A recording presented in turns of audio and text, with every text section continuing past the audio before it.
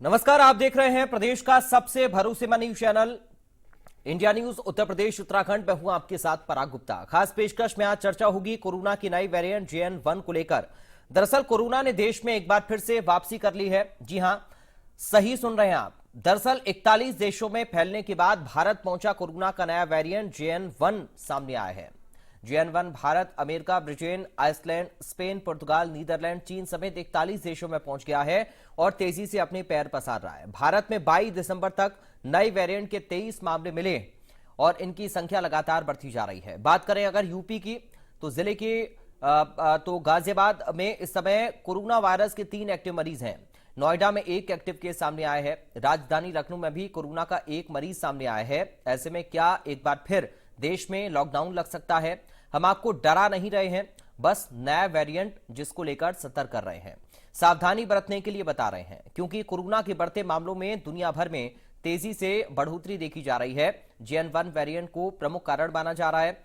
WHO ने बताया कि अभी तक का विश्लेषण कहता है कि मौजूदा वैक्सीन JN1 वेरिएंट पर पूरी तरह से कारगर है। इससे लोगों को ज्यादा खतरा नहीं है। कोरोना के नए वेरिएंट JN1 के क्या हैं लक्षण और ट्रीटमेंट, आपको बताएंगे। हमारे साथ जुड़ेंगे डॉक्टर, और लेकिन उससे पहले एक रिपोर्ट आपको दिखाते हैं। कोरोना की दस्तक के बाद कहीं न कहीं स्वास्थ्य महकमा फिर से अलर्ट मोड पर आ गया है। जिस तरह से राजधानी लखनऊ में एक महिला कोविड पॉजिटिव निकली, उसके बाद कहीं न कहीं जो लेटर जारी कर दिया गया हर एक हॉस्पिटल में कि जो सर्दी जुकाम और बुखार वाले पेशेंट हैं उनका कोविड टेस्ट कंपलसरी किया जाए। ऐसे में कोविड टाइम पर जो ऑक्सीजन प्लांट लगाए गए थे उनकी क्या स्थिति है, जानने के लिए इस वक्त हम राजधानी लखनऊ के मोहनलालगंज CSC पर हैं और हमारे पीछे भी आप देख रहे हैं कि एक ऑक्सीजन प्लांट लगा हुआ है जो कि कहीं ना कहीं वर्किंग स्थिति में है, चालू स्थिति में है। और इससे जो पीछे एक हॉस्पिटल बना हुआ है, जो कोविड हॉस्पिटल है लगभग 30 बेड का, उस पूरे हॉस्पिटल में जो ऑक्सीजन की सप्लाई वो जाती है। हालांकि अभी इस हॉस्पिटल में कोई भी पेशेंट नहीं है, लेकिन फिर भी जो ऑक्सीजन प्लांट है वो कहीं ना कहीं रनिंग कंडीशन में है। आप देख सकते हैं कि सर ऑक्सीजन प्लांट की अगर हम बात करें तो कितना रनिंग में है ये और किस तरह से काम करता है ये हमारा 150 LPM का PSA प्लांट है और इससे हमारी पूरी सप्लाई होती है रनिंग स्टेटस में।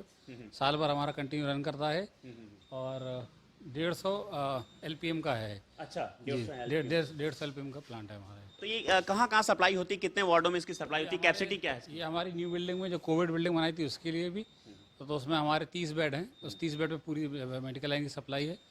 इसके अलावा हमारे पास कोविड के लिए कंसनट्रेटर भी रखे हुए हैं, 50 के ऊपर कंसनट्रेटर हैं, ऑक्सीजन सिलेंडर है, सारी व्यवस्था हमारे पास तैयार है। यहाँ हम आपको दिखाना भी चाहेंगे ऑक्सीजन प्लांट की जो प्योरीफाई की बात कर रहे हैं। देखिए 90 प्योरिटी है 91.4, मतलब 90 के ऊपर जब होता है तो ये पूरा इस्तेमाल किया जाता है। कहीं ना कहीं अभी ये पूरी रनिंग कंडीशन में और आप देख रहे हैं इसकी प्योरिटी साफ तौर पर यहाँ पर दिखाई दे रही है। तो कहीं ना कहीं यहाँ का जो ऑक्सीजन प्लांट है वो पूरी तरह से रनिंग कंडीशन में है। अगर कोई आपात स्थिति आती है, कोरोना जैसी अगर बीमारी दोबारा से लौट कर आती है, हालांकि दस्तक हो चुकी है, ऐसे में जो कोविड हॉस्पिटल यहां पर बना हुआ है, अगर यहां पर पेशेंट एडमिट होते हैं तो उनको ऑक्सीजन की फिलहाल कमी नहीं रहने वाली। इसको लेकर के कहीं ना कहीं पूरे स्वास्थ्य महकमे को अलर्ट जरूर किया गया है। लखनऊ से इंडिया न्यूज के लिए जय शुक्ला। कोरोना अब लखनऊ के बाद आपको गाजियाबाद लेकर चलते हैं। गाजियाबाद की क्या स्थिति है वो आपको दिखाते हैं। देश में कोरोना वायरस ने एक बार फिर दस्तक दे दी है। इस समय मौजूद हूँ गाजियाबाद के संयुक्त जिला अस्पताल के अंदर। यहाँ हम देखने आए हैं कि दस्तक देने के बाद स्वास्थ्य विभाग कितना अलर्ट मोड पर आया है। मैं इस समय मौजूद हूँ अस्पताल के अंदर, जहाँ मैं आपको दिखाना चाहूँगा ऑक्सीजन प्लांट की क्या स्थिति है। क्योंकि बता दें आपको कि सेकेंड वेव के समय में ऑक्सीजन की सबसे ज़्यादा किल्लत पड़ी थी और उसे लेकर चारों तरफ हाहाकार मचा था। इस समय मौजूद हूँ प्लांट के अंदर और मैं आपको दिखाता हूँ ये ऑक्सीजन प्लांट संयुक्त जिला अस्पताल के अंदर लगाया गया है। ये इस समय सुचारू रूप से चालू है और यहाँ पर ऑक्सीजन बनाने का काम चल रहा है। आप देख सकते हैं ये प्लांट है और इस प्लांट के अंदर ही ऑक्सीजन बनाई जा रही है। मतलब साफ तौर पे तय है कि जब सेकंड वेव में दिक्कत हुई थी तो उसके बाद से ही विभाग अलर्ट मोड पर आ गया था और अब दोबारा से दस्तक होने के बाद विभाग इस समय अलर्ट मोड पर है। ऑक्सीजन की किल्लत पहले पड़ी थी, जिसे लेकर स्वास्थ्य विभाग अब किसी भी तरीके की लापरवाही नहीं बरतना चाह रहा है और यहाँ पर सुचारू रूप से ऑक्सीजन प्लांट इस समय चालू है। गाजियाबाद से वैभव शर्मा, इंडिया। अब आपको अलीगढ़ लेकर चलते हैं। अलीगढ़ में क्या स्थिति बनी हुई है, देखिए रिपोर्ट। कोविड JN.1 जो कि नया वेरिएंट है, इसको लेकर पूरी दुनिया में हाहाकार मचा हुआ है। बात करते हैं इंडिया की, तो इंडिया में पहला मामला कुछ दिन पहले केरल में एक महिला के अंदर पाया गया था, जो महिला सिंगापुर से आई थी। हालांकि सिंगापुर में लगातार 70% जो आबादी है उनको इस संक्रमण की शिकायत है। अब इसको लेकर जो उत्तर प्रदेश सरकार है, जो भारत सरकार है, उसने भी तैयारियां जो है शुरू कर दी हैं ताकि लोगों को किसी भी परेशानी का सामना ना करना पड़े। पिछली बार जब कोविड के मामले, दूसरी बार जब कोविड आया था, उस समय ऑक्सीजन की कमी से लगातार लोगों की मौत हुई थी। अभी हम सबसे पहले दीनदयाल अस्पताल पहुंचे हैं। यहाँ पर देखते हैं कि जो ऑक्सीजन प्लांट है उसकी हालत किस तरह है। पीछे दिखाऊंगा तस्वीरों के माध्यम से। ये दो जो है ऑक्सीजन प्लांट हैं और दोनों के दोनों जो है चालू हालत में है, क्योंकि ऑक्सीजन की सप्लाई जो है कोविड के जो मरीज हैं, जो उनको काफ़ी पिछली बार जो सांस लेने में क्योंकि ऑक्सीजन की कमी हो गई थी, इसकी वजह से तमाम जो मौत हुई थी। लेकिन इस बार सरकार जो है पहले से तैयार है और कोई भी कमी नहीं छोड़ रही है ताकि किसी भी मरीज को किसी भी समस्या का सामना ना करना पड़े। आप देख सकते हैं तस्वीरों में कि किस तरीके से प्लांट जो है चालू हैं और जो ऑक्सीजन के जो प्लांट है वो लगातार सप्लाई मरीजों को मिल सके, इसके लिए सरकार ने पूरी पुख्ता तैयारी जो है कर रखी है। इसी के चलते हम यहाँ आज पहुँचे थे और हमने देखा कि जिस तरीके से ऑक्सीजन प्लांट चालू हालत में है, तो कहीं ना कहीं सरकार को अंदेशा है कि इस बार अगर कोई ऐसे मामले आते हैं तो जिनसे सरकार पूरी तरह से निपट पाए और ऑक्सीजन की कमी से कम किसी की मौत न हो पाए। मैं Pradeep Pundir, India news, Aligarh. Covid के नए वेरिएंट JN.1 से लड़ने के लिए पंडित दीनदयाल अस्पताल पूरी तरह तैयार है। मैं आपको तस्वीरों के माध्यम से दिखाऊंगा कि किस तरीके से चाक चौबंद व्यवस्था की गई है और लोग जो प्रोटोकॉल है कि मास्क लगाना चाहिए, सिर कवर्ड होना चाहिए, साथ ही जो शूज है वो भी कवर्ड रहने चाहिए। ये जो है ICU वार्ड है, इसमें दिखाएंगे किस तरीके से हर बेड पे मॉनिटर रखा गया है ताकि कोई भी अगर गंभीर स्थिति में मरीज आता है तो उसको प्रॉपर इलाज मिल पाए। और साथ ही जो ऑक्सीजन प्लांट है, हमने तस्वीरों के माध्यम से दिखाया था, लेकिन यहाँ पर ऑक्सीजन पाइपलाइन भी पूरी तरह से रेडी है। आप देख सकते हैं तस्वीरों के माध्यम से कि सामने जो है मॉनिटर है, हर एक बेड पे मॉनिटर लगा हुआ है। साथ ही जो ऑक्सीजन का जो बॉटल होता है वो भी लगा हुआ है ताकि किसी भी स्थिति में अगर कोई मरीज आता है तो उसको प्रॉपर तरीके से इलाज मिल पाए और कहीं किसी उसको असुविधा ना हो। इसको लेकर जो जिला प्रशासन ने तो तैयारी की है, साथ ही जो चिकित्सा अधिकारी उन्होंने भी काफ़ी तैयारियां की है कि जो आने वाला समय है, क्योंकि कोविड का जो नया वेरिएंट है काफ़ी तेज़ी से स्प्रेड कर रहा है और इंडिया में भी लगातार इसके मामले बढ़ रहे हैं। उसी को लेकर जो जिला चिकित्सा अधिकारी उन्होंने तमाम व्यवस्थाएं कर रखी हैं और हम इस समय मौजूद हैं। देखूंगा किस तरीके से जो काउंटर है, जो टेबल है, जो डेस्क है, यहाँ पर जो स्टाफ नर्स है वो भी पूरा प्रोटोकॉल फॉलो करते हुए मास्क लगाकर जो मरीजों को देख रहे हैं और एक एक चीज जो है प्रॉपर, जैसे कि कोविड का प्रोटोकॉल था उसमें व्यवस्थित थी, उसी तरीके से लोग जो है लगे हुए हैं। अभी फिलहाल अलीगढ़ की बात करते हैं तो अलीगढ़ में कोविड का इस नए वेरिएंट का कोई भी मरीज नहीं है, ना ही पुराना कोई कोविड का मरीज है। लेकिन जिस तरीके से, क्योंकि जिस तरह की जो मरीज है उनकी संख्या लगातार बढ़ रही है पूरे प्रदेश में, उसको लेकर अलीगढ़ भी जो डॉक्टर्स हैं, जो हॉस्पिटल है सरकारी, वो भी पूरी तरह मुस्तैद है। मैं प्रदीप पुंडीर, इंडिया न्यूज, अलीगढ़।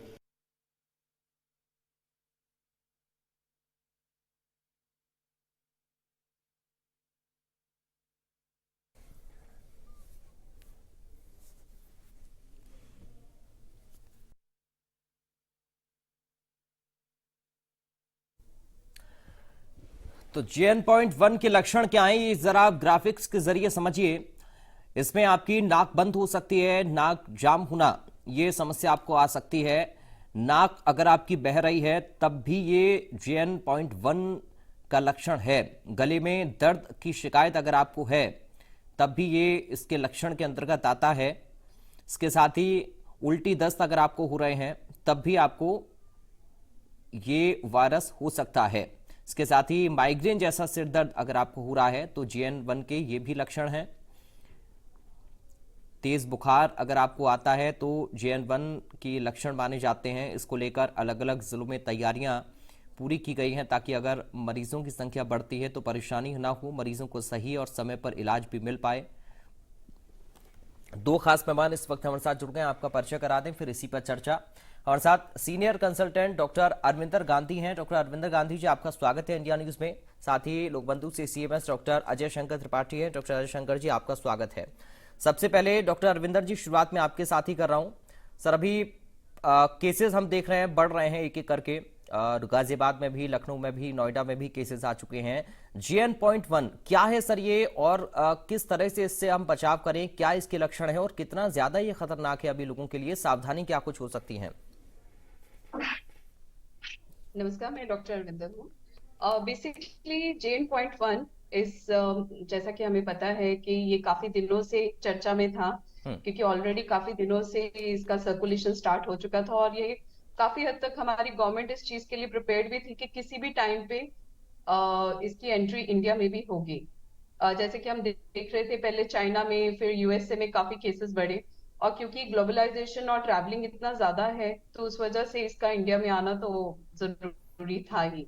सो JN.1 एक्चुअली एक सब वेरिएंट ऑफ इसका ओमिक्रॉन का ही है, जो हमने अभी से 2 साल से देखते आ रहे हैं। जी। पर JN.1 का एक पिक्युलैरिटी ये है कि इसकी बहुत सारी म्यूटेशंस हैं, मतलब उसका एक सिंगल स्पाइक भी देखें तो सो आप समझ सकते हैं कि ओमिक्रॉन के कितने स्पाइक्स हैं और कितनी म्यूटेशंस हैं। हम्म। तो मतलब इतना म्यूटेशन होने से मतलब क्या चेंज होता है? सो ये देखा गया है कि it is more, Omicron itself was very very transmissible, मतलब बहुत जल्दी फैलता है, एक से दूसरे को बहुत जल्दी जाता है। तो इसी तरह से JN.1 का भी यही देखा गया है कि इट इज रैपिडली स्प्रेडिंग, मतलब एक से दूसरे इंसान को बहुत तेजी से फैलता है। तो जी। इसी वजह से हम देख रहे हैं कि डेली केसेस कितनी तेजी से बढ़ रहे हैं। अगर हम लास्ट 24 आवर्स में बात करें तो अराउंड 800 केसेस हो गए हैं। बट एरिया ऑफ कंसर्न, हाँ, मतलब इसमें 93% रिकवरी रेट है। That is a good thing about it. तो इतना ज्यादा पैनिक करने की जरूरत नहीं है, लेकिन प्रिकॉशन लेने की बहुत ज्यादा जरूरत है। मतलब हम अपने गार्ड्स एकदम से छोड़ नहीं सकते, we have to be careful, क्योंकि 93% रिकवरी जरूर है, but yes 7% people are getting affected. और अगर मैं डेटा की बात करूं तो 0.1% इनमें से वेंटिलेटर पे हैं, और 1.2% है जिनको आईसीयू का जरूरत पड़ता है, जी। और 0.6% है जिनको कि ऑक्सीजन का सपोर्ट चाहिए होता है। तो अभी क्योंकि इट इज वेकेशन सीजन, बहुत ज्यादा टू एंड फ्रो मूवमेंट हो रहा है, बहुत सारी गैदरिंग हो रही है। सो गवर्नमेंट ने गाइडलाइंस, ऐसा स्ट्रिंजेंट गाइडलाइंस अब आइसोलेशन का तो है नहीं, because we are all vaccinated, and I am hopeful कि हम सब ने अपने वैक्सीनेशन शेड्यूल कंप्लीट कर लिए हैं, because that is the main important thing जो हमें कोविड से बचाएगा। तो इस वजह से गवर्नमेंट ने बहुत स्ट्रिंजेंट गाइडलाइंस नहीं की हैं, लेकिन हाँ ये बोला है कि मतलब specially for the old age who are more than 60, और प्लस जो जिनको कुछ प्रॉब्लम्स है, जैसे 50+ हैं और उनको कुछ साथ में हार्ट का प्रॉब्लम है, डायबिटीज है, ऐसे कोई इश्यू है, जी। तो उनको प्रिकॉशन लेने की जरूरत है। तो मास्क पहनना, हाथ, हैंड वॉशिंग, सैनिटाइजेशन, ये बहुत इंपॉर्टेंट है। ठीक है। और साथ विद्या हॉस्पिटल से सीईओ डॉक्टर विवेक त्रिपाठी भी जुड़ गए हैं। डॉक्टर विवेक, आपका स्वागत है। आपके पास सर मैं आऊंगा, लेकिन उससे पहले डॉक्टर अजय, आपका एक रिएक्शन चाहूंगा। जैसे पहले हम सावधानी बरत रहे थे, डॉक्टर अरविंदर जो भी बता रही थी कि मास्क या फिर सैनिटाइजर, ये सारी चीजें एक बार फिर से अपने शेड्यूल, अपनी दिनचर्या में हमें शामिल करनी होंगी। हम पिछले 3 साल 4 साल से तो चल रहा है माहौल, और सभी इससे परिचित हो चुके हैं। इससे कैसे बचना है, क्या करना है, सरकार की ओर से भी और सभी लोगों को इससे अवेयर हैं। लेकिन समय समय पर जब ये नया म्यूटेंट होता है, नया वेरिएंट आता है, तो सबकी अपनी अपनी अलग अलग क्वालिटीज होती हैं, और उसी के साथ वो लक्षण दिखाता है, प्रभावित करता है लोगों को। अब ये देखना ये है कि जो JN.1 आया है, ये चूंकि इसके बारे में लोग कह रहे हैं कि फैल बहुत तेजी से रहा है, तो उसी हिसाब से हमें अपने ओर से बचाव भी करना है। तो बचाव का वही तरीका है, मास्क पहनना, हाथ धुलते रहना और सोशल डिस्टेंसिंग। विशेष रूप से वृद्धजनों को एकदम बाहर नहीं निकलना चाहिए 1-2 महीने, जब तक इसकी फैलने की दर तेज रहेगी। तो हमें बचाव करना है, घबराना एकदम नहीं है, क्योंकि ऐसे ही म्यूटेंट होते होते एक स्तर आएगा कि वो कोविड हम लोगों के वातावरण में घुल मिल जाएगा। उससे फिर डरने की, सामान्य सर्दी जुकाम खांसी कई तरह व्यवहार करने लगेगा, और ऑलमोस्ट वो वैसे ही करने लगा भी है। तो लेकिन फिर भी कुछ लोगों को ये ज्यादा प्रभावित कर रहा है, तो उन लोगों को ज्यादा सावधानी रखने की जरूरत है। बाजार में या भीड़ भाड़ वाली जगहों पे इस तरीके से न जाएं, और मास्क पहने रहें। अगर आवश्यकता पड़ती है जाने की तो मास्क पहन के जाएं, और अपना इम्यूनिटी और इस तरीके की चीजें वो मेंटेन किए रहें। खाने पीने का इस तरीके से सावधानी, जो हम लोग कोविड के समय में सेकेंड वेव, थर्ड वेव, लगातार हम लोग इसके बारे में चर्चा करते आए हैं, और सब लोग जागरूक हो चुके हैं बहुत ज्यादा। लेकिन अब लोग इस हर मास्क पहनना छोड़ दिए हैं। तो लेकिन जब सरकार ने निर्देश जारी किया, हम लोग को निर्देश मिले हैं कि जो भी ILI और इस तरीके के केसेस हैं, सर्दी जुकाम, फ्लू लाइक स्ट्रक्चर वाले, फ्लू वाले हैं, तो उनका सबका RT-PCR और एंटीजन सारा टेस्ट शुरू कर दिया गया है। तो लेकिन अभी तक कोई अच्छी बात है कि कोई पॉजिटिव नहीं आया है, तो ये अच्छी बात है। पॉजिटिव नहीं आ रहा है अभी, लेकिन हमें सावधानी रखनी है, घबराना एकदम नहीं है, सतर्क रहना है इन सब चीजों से। ठीक है डॉक्टर विवेक, किस एज कैटेगरी के लोगों को बहुत ज्यादा सावधानी की जरूरत है? सर जैसे कि अजय शंकर सर ने बताया है कि ये कोविड इसके पहले भी सर 2 बार आ चुका है, तो हम लोग इससे ऑब्वियसली परिचय हम लोग का हो चुका है कि ये कैसे रिएक्ट कर रहा है। तो सर कुछ नया करने की जरूरत नहीं है, हम लोग पहले से ही 2 बार हम लोग कोविड को झेल चुके हैं और सभी लोगों को पता है मोस्टली कि जो लोग हार्ट के पेशेंट हैं या जिनको किडनी की प्रॉब्लम्स आ रही है या जो डायबिटिक हैं, जिनकी सर इम्यूनिटी पावर कम है, उन्हीं लोगों को ज्यादा विशेष ध्यान देने की जरूरत है। और जो लोग जैसे थोड़ी सी उम्र उनकी ज्यादा है, उनको ज्यादा ध्यान देने की जरूरत है। कुछ भी अलग से नया करने की जरूरत नहीं है और कोई घबराने की भी जरूरत नहीं है सर, क्योंकि अब ये कोविड खत्म नहीं होगा, ये चलता ही रहेगा, क्योंकि कोविड वायरस है, ये म्यूटेट होगा, आज फिर खत्म हो जाएगा, फिर सर 2 साल बाद नया वेरिएंट आएगा। लेकिन अच्छी बात यह है कि जो भी अब आएगा सर वो इतना खतरनाक वाला कुछ नहीं होने वाला है। और ऑलरेडी हम सब लोग जो है वो वैक्सीनेशन हम लोग का प्रॉपर हो ही चुका है। और जिन देशों में आया भी है उसमें भी कुछ ऐसी बहुत ज्यादा मतलब इसकी मोर्टेलिटी नहीं है कि हम लोग को बहुत चिंता करने की जरूरत हो। लेकिन फिर भी अभी इसके बारे में थोड़ा कुछ डाउट तो है ही कि भाई ये नया वेरिएंट आया है, तो हम लोग को अलर्ट होने की जरूरत तो है ही। तो जो लोग जिनको किडनी की प्रॉब्लम है या डायबिटीज है, उन लोगों को थोड़ा सा पहले से जो हम लोग सावधानियां बरतते थे वही बरतने की जरूरत है। ठीक है डॉक्टर गांधी, एक चीज मैं और आपसे समझना चाह रहा हूं, चूंकि सर्दी, जुकाम, बुखार, गले में खराश ये आम लक्षण भी आम बीमारी के होते हैं, वायरल मौसम की वजह से भी हो जाता है, तो वेट कितना इसमें करना चाहिए कोविड का टेस्ट कराने से पहले? क्या हम नॉर्मल दवाई 2-3 दिन तक ले सकते हैं, उसके बाद भी अगर रहता है तब फिर डॉक्टर से कंसल्ट करें या फिर टेस्ट कराएं? देखिए तो टेस्टिंग के ऊपर तो हमेशा से ही जोर दिया गया है कि मतलब जितना जल्दी हम टेस्ट करवा सकें तो उतना अच्छा है, क्योंकि उससे हम डिजीज को कंटेन कर सकते हैं। तो जैसे ही आपको सिम्टम्स आने शुरू होते हैं, जैसे आपका रनिंग नोज आ रहा है, जहाँ आपका गला दुख रहा है, जहाँ खांसी शुरू हो रहा है, तो इमीडिएटली आप अपने डॉक्टर से जरूर मिलें और उनसे मिलके अपना टेस्ट जरूर करवाएं, क्योंकि बिना टेस्ट किए तो, और आजकल क्या इशू है कि सिर्फ कोविड ही नहीं है, हमारे पास फ्लू के केसेस भी बहुत ज्यादा हैं जी। तो उसमें से स्वाइन फ्लू भी है, इन्फ्लुएंजा भी है, तो ये सारे केसेस भी आ रहे हैं, तो सब मिक्स एंड मैच चल रहा है। तो विदाउट टेस्टिंग टारगेटेड थेरेपी देना बड़ा मुश्किल रहता है। तो इसीलिए मैं तो ये मानती हूँ कि जैसे ही आपको सिम्टम्स आने शुरू होते हैं, आप जल्दी से अपने हेल्थ केयर जो भी आपके पास हैं उनसे मिलिए और अपना टेस्ट करवाइए, बहुत ज्यादा जरूरी उनके लिए। और आइसोलेट तो करिए अपने आप को, चाहे एटलीस्ट मास्क पहन के रखिए, दैट इज वेरी इंपॉर्टेंट। और खास करके जो हमारे घर में बड़े हैं, जैसे 60+ हैं, जहाँ प्रेग्नेंट लेडीज हैं, जहाँ जो ब्रेस्ट फीड कर रही हैं, जहाँ जिनको डायलिसिस चल रहा है, जिनको कोई साथ में कोई प्रॉब्लम है जिसकी वो दवाइयां खा रहे हैं, तो उनका तो बहुत जल्दी टेस्टिंग करने की जरूरत है। और सबसे इम्पोर्टेंट है कि हम सबको वैक्सीनेशन अब तक कंप्लीट कर लेना चाहिए, स्पेशली जो हमारे यहाँ के हाई रिस्क पेशेंट्स होते हैं। तो हमारे लिए भी आसानी होती है, क्योंकि जितनी जल्दी हमारा डायग्नोसिस बन जाता है उतनी जल्दी हम एहतियात रख सकते हैं और प्रिकॉशंस ले सकते हैं और उनका ट्रीटमेंट उतनी जल्दी स्टार्ट कर सकते हैं। डॉक्टर अजय, बूस्टर डोज बहुत लोगों ने नहीं लगवाई है, उसका जो आंकड़ा है बहुत कम आया था लास्ट भी जब हमने देखा था। पहली और दूसरी डोज के लिए जितना ज्यादा अवेयर लोग रहे उतना बूस्टर डोज के लिए नहीं रहे, तो इसको आप कैसे देख रहे हैं और क्या लोगों को आप बताना चाहेंगे? देखिए, अभी हमें लगता ऐसा है कि काफी लोगों ने डोज लगवा लिया था, वैक्सीनेशन करवा लिया है, और उसी का परिणाम ये है कि इस तरीके की स्थिति हम दिख रहा है कि है हर जगह, लेकिन केसेस उतने नहीं आ रहे हैं। लेकिन अगर अभी भी कोई लोग नहीं लगवाए हैं तो अब वो निश्चित रूप से लगवा लेना चाहिए इसको, वैक्सीन को, क्योंकि सुरक्षा की गारंटी यही है रहेगी कि उससे वैक्सीन लग जाने से कोविड से हम बचे रह जाएंगे। और अब कोविड से अभी भी जो नया वेरिएंट है, जैसा कि डिस्कशन में चीजें निकल के आ रही है कि ये जो नया वेरिएंट है वो इतना खतरनाक नहीं है, लेकिन हम उसका इंतजार न करें खतरनाक होने का, हमें अपना बचाव करने की जरूरत है। मास्क पहन के ही हम भीड़ भाड़ वाली जगहों पे जाएं, और इस तरीके से जो भी गाइडलाइन आ रही है, हम लोग अस्पतालों में व्यवस्था किए हुए हैं कि जो भी टेस्ट अभी तक बंद थे वो टेस्ट हम लोगों ने फिर शुरू कर दिया है, लेकिन अभी तक सारे निगेटिव आ रहे हैं, तो इसलिए कोई बहुत घबराने की आवश्यकता नहीं है, बस सावधानी रखने की जरूरत है। डॉक्टर विवेक, WHO की तरफ से बताया गया है कि 1 महीने में ये जो संक्रमण है 52% बढ़ गया है। इसको आप कैसे देख रहे हैं?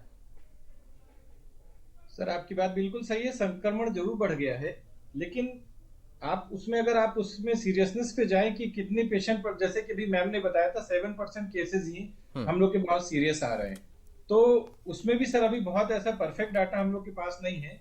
बस सर ध्यान देने की ये जरूरत है कि जो नॉर्मल लक्षण जो हमारे पहले कोविड वायरस में जो आए थे वही इस बार भी आ रहे हैं, कुछ ऐसा नया नहीं है। लेकिन अगर आपको सांस लेने में दिक्कत होती है तो ये हमारे लिए अलार्मिंग साइन है कि अगर सांस में दिक्कत शुरू हो गई है तो हमको तुरंत अपने जो भी हमारे कंसल्टेंट उनसे मिल लेना चाहिए।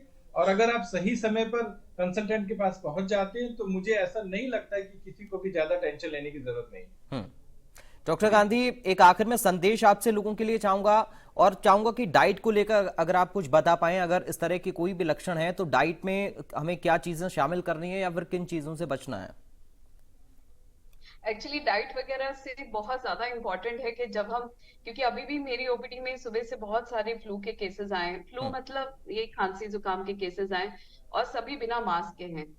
तो मतलब उस वजह से जैसे कि मैंने बताया कि इसकी ट्रांसमिशन रेट बहुत ही ज्यादा है JN.1 का, और हम खुलेआम इसको इधर उधर ट्रांसमिट कर रहे हैं। तो सबसे पहले तो ये इम्पोर्टेंट है कि जैसे ही हमें प्रॉब्लम स्टार्ट हो तो एज अ हमारा मॉरल रिस्पॉन्सिबिलिटी बन जाता है कि हम इसका ट्रांसमिशन को स्टॉप करें। तो अभी हम क्योंकि आइसोलेशन वगैरह के प्रोटोकॉल नहीं कर रहे हैं तो at least it is our responsibility कि हम मास्क लगा के ही पब्लिक एरियाज में जाएं। और दूसरी बात है कि अपना ऑफ कोर्स इस टाइम पे आपको अपनी इम्यूनिटी, अपना खाने पीने का पूरा ध्यान रखने की जरूरत होती है। इसमें सबसे ज्यादा इम्पोर्टेंट है कि अपना लिक्विड इंटेक अच्छे से रखें, अराउंड 3 लीटर पानी रोज पीजिएगा। और बाकी इम्यूनिटी में जो फल फ्रूट वगैरह होते हैं, कुछ ऐसे स्पेसिफिक डाइट कोविड के लिए है ऐसा तो कुछ नहीं है, लेकिन हाँ हेल्दी डाइट खाएं और जितना कोशिश हो सके कि घर का डाइट खाएं। इसमें मेनली यही है। और टेक होम मैसेज यही है कि प्लीज जैसे ही आपको लक्षण आने शुरू होते हैं अपना मास्क पहनिए, हैंड सैनिटाइजेशन रखिए, पब्लिक एरियाज और जहाँ पे गैदरिंग्स हो वहां पे जाने से बचें। बहुत शुक्रिया आप तीनों का, आप लोग जुड़े, अपना समय दिया इंडिया न्यूज के लिए और अपनी बातों को बताया। साथ ही हम उम्मीद करेंगे कि दर्शकों ने जो भी डॉक्टर्स की सलाह है उसको समझा होगा और उस पर अमल भी करें ताकि इस वायरस से, संक्रमण से आप लोग बच पाएं। और आखिर में अपील यही आपसे कि अगर जरा भी कोई सिम्टम आपको नजर आते हैं तो तुरंत डॉक्टर से कंसल्ट करें, इसमें जरा भी देरी ना करें, बिल्कुल लापरवाही ना करें। नमस्कार।